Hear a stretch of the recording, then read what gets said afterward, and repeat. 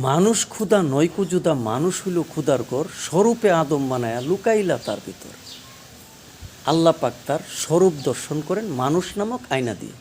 খালাকাল্লাহু আদামা আলা সুরুতি, আদমকে আল্লাহ পাক তার নিজ সুরুতেই সৃষ্টি করেছেন।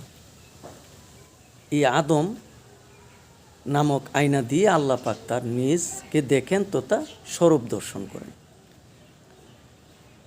কাজেই মানুষ তথা নফস নিজেও স্বরূপ দর্শন করতে মানুষ নামক আয়নাকেই ব্যবহার করেন, তথা নফস তার রুহের দর্শন করতে, রুহের সাথে বিলীন হইতে, রুহের মধ্যে ফানা হইতে, তথা তার নিজেকে দর্শন করতে, তথা আত্মদর্শন লাভ করতে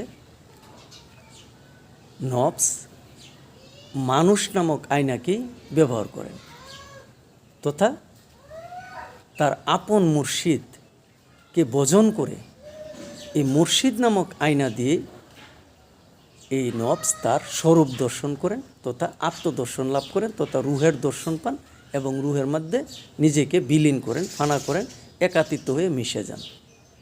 কাজেই মানুষ এমন এক আয়না, যে আয়নার মাধ্যমে আল্লাহ পাক নিজেই তার স্বরূপ দর্শন করেন, মানুষও তথা নফসও তার নিজেকে দেখেন তথা স্বরূপ দর্শন করেন, তথা আত্মদর্শন লাভ করেন, রুহের দর্শন লাভ করেন। ধন্যবাদ।